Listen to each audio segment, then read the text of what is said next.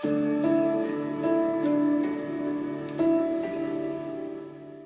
everyone. No matter where you might be watching this, whether it be on the Tony Tompkins Show or on the Child Protection Party channel, I welcome you just to have a conversation today about whether or not apologies actually do work. I've been reviewing a number of apologies that have happened not just in Australia but in the UK in relation to forgotten Australians, stolen generation, and migrant children that were brought to Australia between 1930 and the early 70s.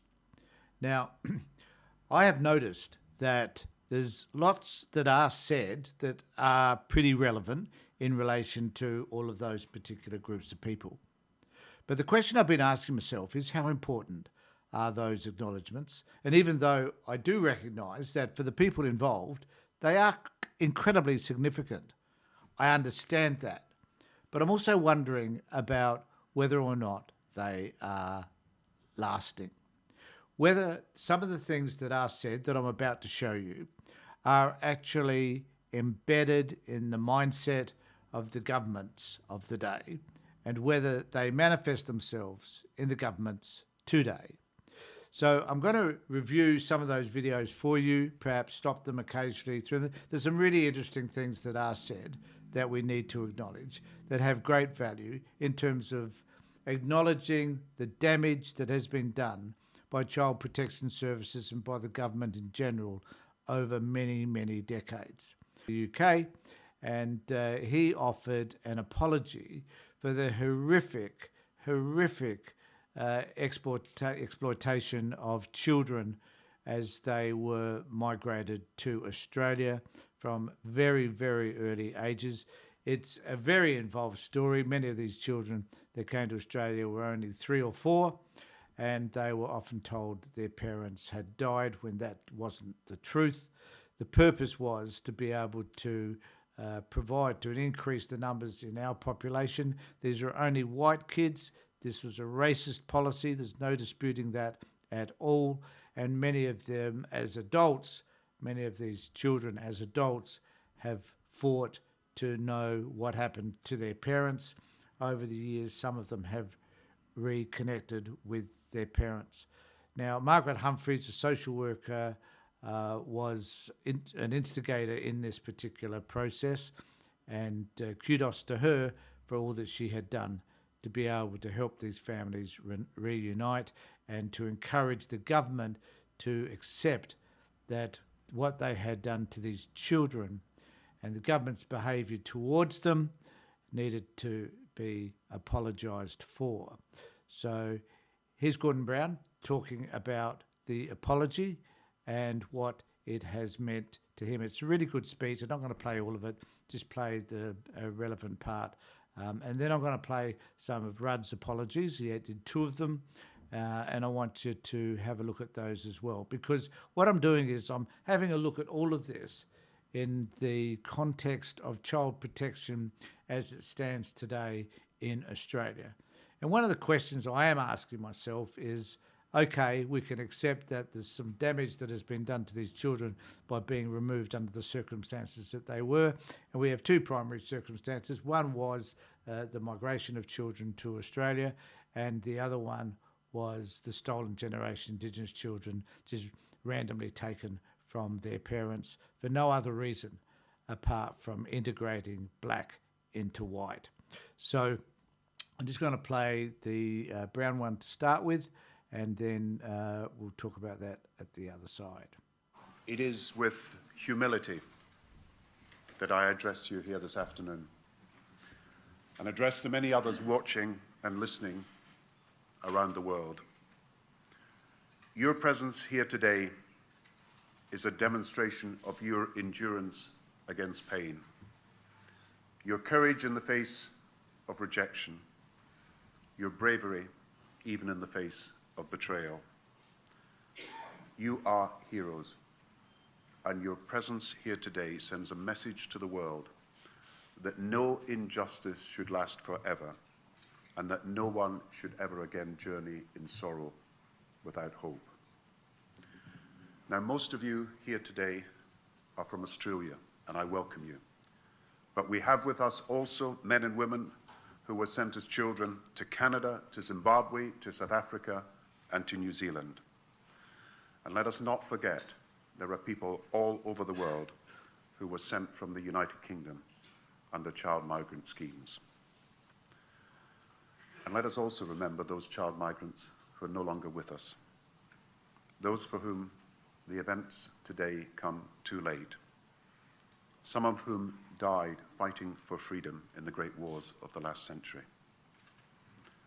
Now, I do not intend to speak at great length. Instead, this is your chance to be heard. Today is your day, one day among the many years lost, I know, but it is an important and momentous day, both for you and for our country, because today your pain is recognized, your suffering is understood, your betrayal is acknowledged by the apology that I make on behalf of our whole country.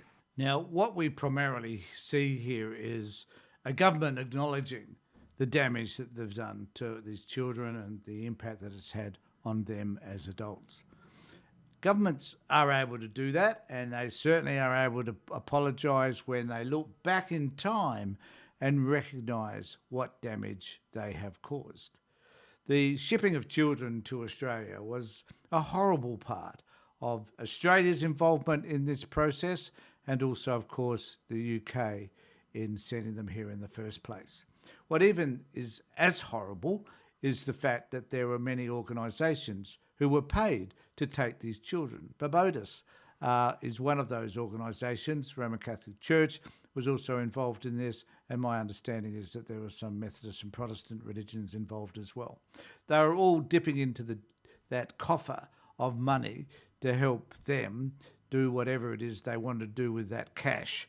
But little of that cash was used to help these children. Many of them were abused psychologically, all of them perhaps, many physically, and there was certainly a large number of these children that suffered sexual abuse. The government needed to apologise because it was unnecessary. The psychological abuse was primarily around the way just that they were treated generally, but also about it being removed from their parents, their loved ones, and their families. So the government found it necessary, because of the work done by Margaret Humphreys, in order to change this. It was successful in terms of having some sort of remuneration for some of these people, and it was helpful in terms of tracking down some of their relatives. But the damage was done, and this is the problem. The damage gets done, and then the governments find a way to apologise for it. It just should not happen in the first place. The next one is a video of Kevin Rudd giving his speech to the stolen generation. I'm not playing much of this. I'm playing just a section where he cites an Aboriginal woman talking about what it meant as a child that was stolen from her family and what family means. And I think this is a very important segment. So let's watch what she has to say. Her mum had died years before, a broken woman fretting for the children that had literally been ripped away from her. I asked Nana Fijo what she would have me say today about her story. She thought for a few moments, then said that what I should say today was that all mothers are important. And she added, families, keeping them together is very important. It's a good thing that you are surrounded by love and that love is passed down the generations. That's what gives you happiness. And that was important to understand that this woman, this Indigenous woman, was telling us that mothers are important, that families are important. And there's the Prime Minister of Australia acknowledging this very fact, a fact which unfortunately is lost by many of the current governments, the workers who work in this system. The fight to have children returned is a massive battle which very few parents actually win. But given what Kevin had to say and his acknowledgement of this woman's version of what family looks like to her for an Indigenous family was important.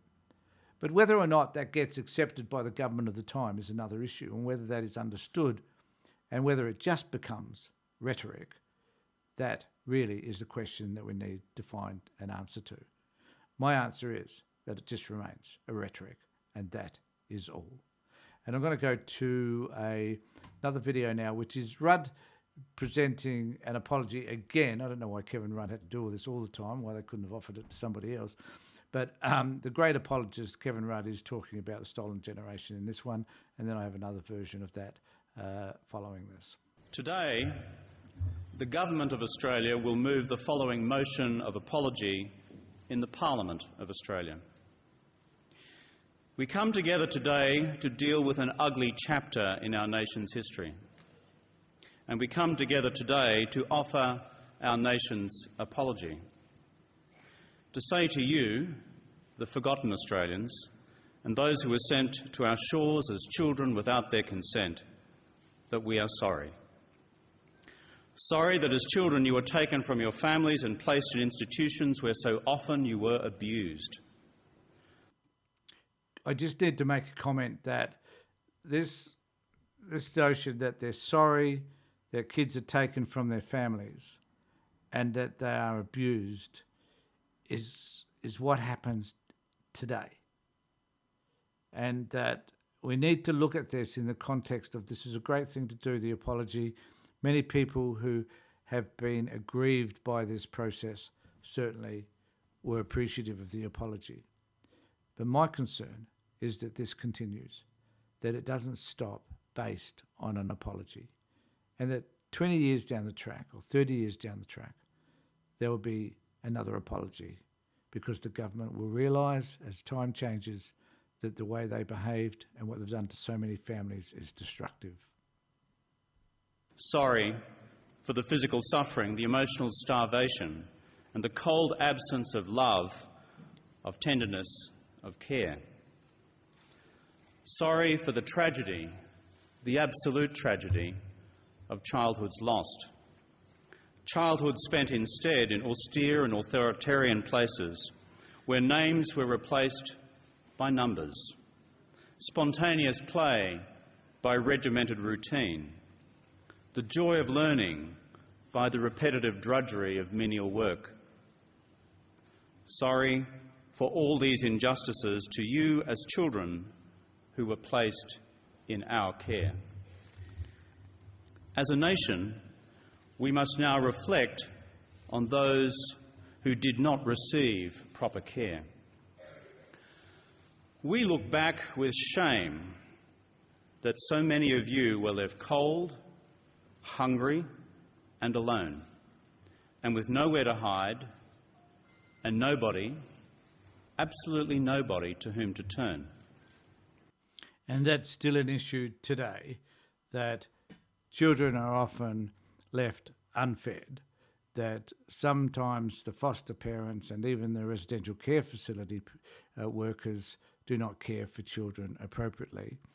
But more importantly as well, I think, is that children today are not heard, and that in itself is a crime. But he's addressing that then, but the reality is it's still happening now. We look back with shame that many of these little ones who were entrusted to institutions and foster homes instead were abused physically, humiliated cruelly, violated sexually. And we look back with shame at how those with power were allowed to abuse those who had none. And how then, as if this was not injury enough, you were left ill-prepared for life outside, left to fend for yourselves, often unable to read or write, to struggle alone with no friends and no family. And that's still very much the case today, where when a child reaches 18 or 21, as it is in some states now, they are left to fend for themselves. The loving, nurturing family that should sit around many of these children just does not happen. So the point I'm making about these addresses, and I've got one small clip to go, is that even though some of the things that they're saying are true, in that, or most of the things that they're saying are true, the fact that they don't extend to our current times is in itself very, very concerning. We recognise the pain you have suffered. Pain is so very, very personal. Pain is so profoundly disabling. So let us together, as a nation, allow this apology to begin to heal this pain. The problem with that statement is that the pain continues. Every day, a family is punished for not being able to resolve some of the issues that sit in their lives. Children are punished for the fact that their parents are able to resolve those problems. And the government itself fails to step in to be able to assist and provide solutions for whatever is confronting parents. Children suffer. Children are the ones that are taken from their family. Children are the ones who are traumatised by not having their parents present in their lives. Children suffer because they are placed with strangers. Children suffer because they no longer have their brother or their sister with them. Children suffer because they're beaten, because they're treated as lesser than. Children suffer because in some circumstances they are sexually abused. If we are to stop the suffering that we're inflicting upon children, we need to change this system. We need to develop a system which caters for the needs of families, not for the needs of departments, to become so risk-averse that they remove children for really, in some cases, no substantial reason at all. This is something that we must change. Now, regardless of all of these apologies, we haven't changed a thing.